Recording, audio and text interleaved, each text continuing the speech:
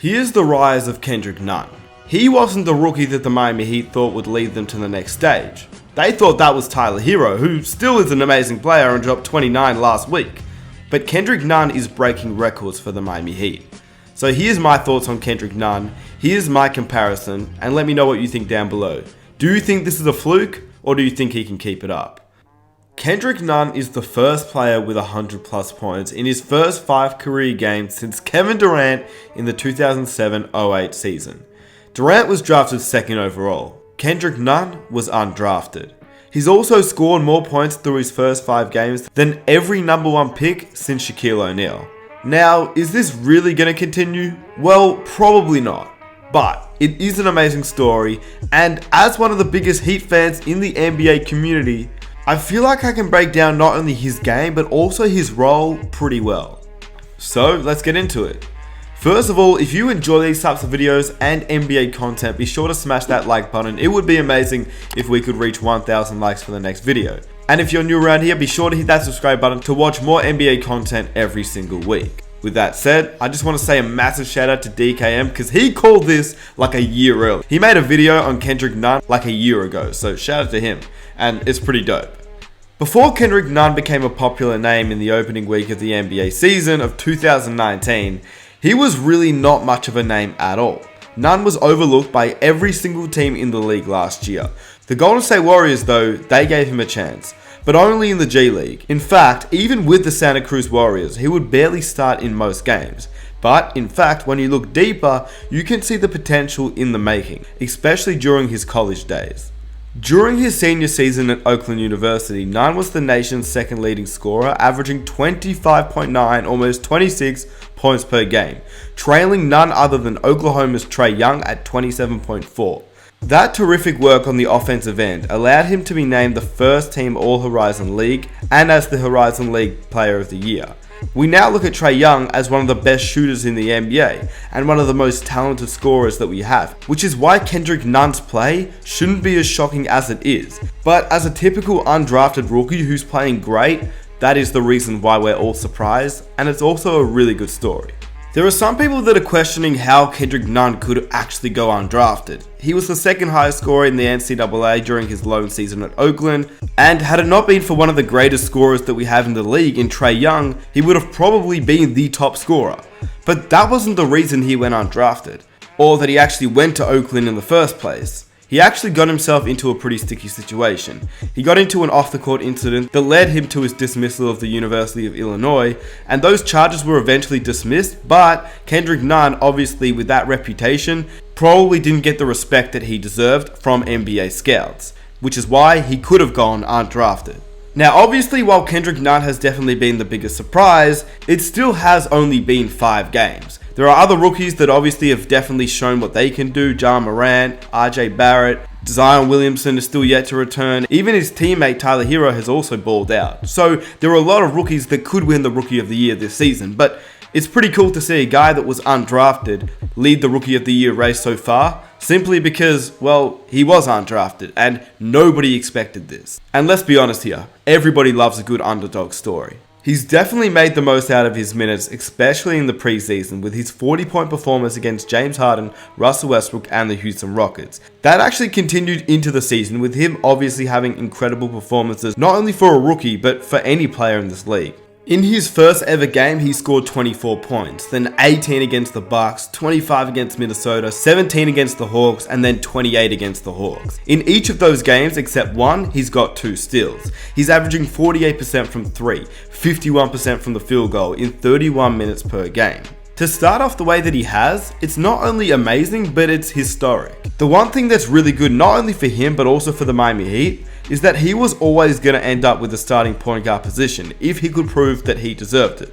Number 1, Erik Spoelstra is an amazing coach, and alongside Pat Riley, they both really love to get guys that have gone under the radar, or players that they believe deserve a second chance in the league. For example, they only recently just got Kendrick Nunn, but Udonis Haslem, he was undrafted.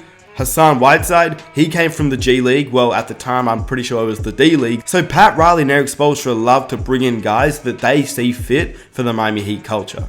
Everybody works hard, and with Pat Riley being there and at the top of the Miami Heat organization, players always have to work hard or they simply won't get a game. Just look at Dion Waiters, who got suspended. Look at James Johnson. Just because they're high paid players, over $12 million each at the Miami Heat, due to them being a distraction on the court and off the court. James Johnson hasn't put in the work and Dion Waiters has been a distraction. So basically what I'm saying is, with Erik Spoelstra and Pat Riley in the Miami Heat culture, if you put in the work, you will get rewarded, as seen through Chris Nunn.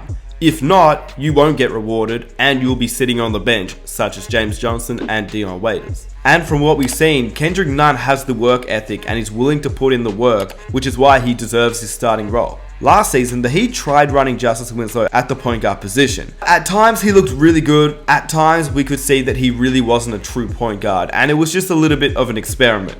This season with Kendrick Nunn though, we've seen the true benefit of running a true point guard to let Winslow become more of an offensive threat at the small forward position, but predominantly a lockdown defender alongside Jimmy Butler.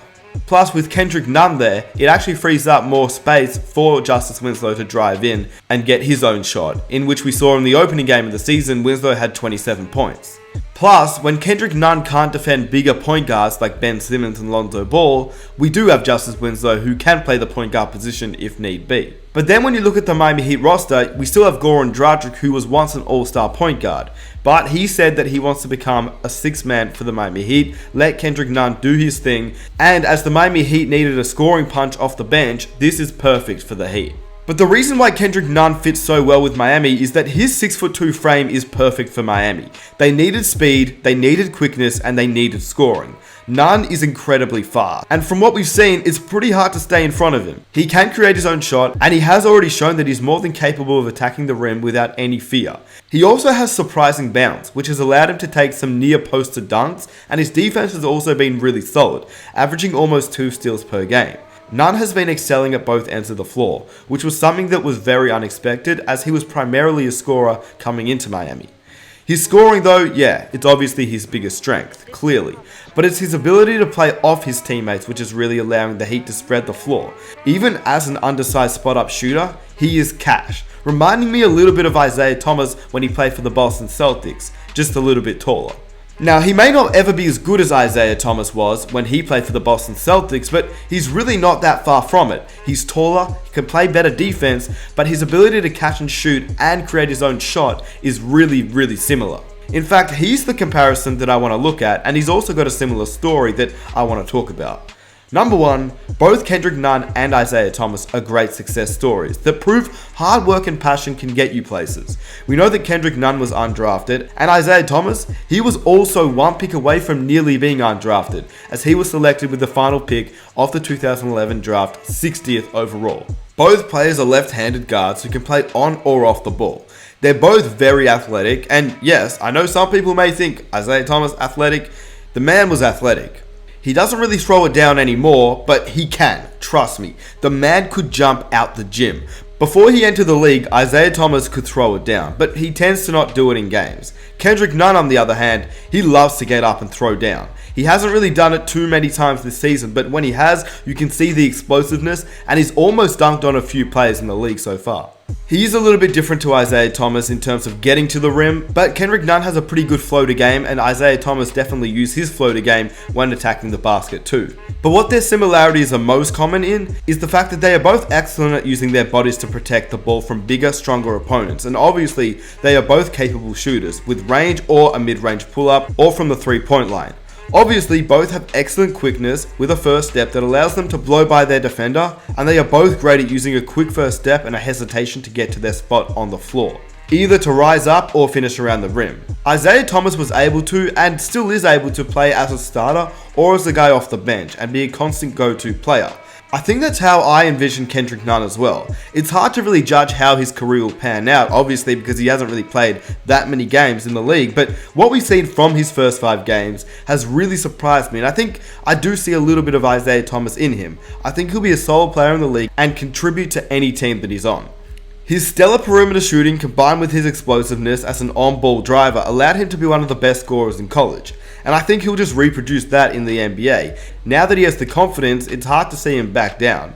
Even though the season is still young, there is no doubt in my mind that he'll be a valuable piece to the rotation for Eric Spoelstra. No matter what happens in the future with Kendrick Nunn, I think that playing for Miami will definitely benefit him.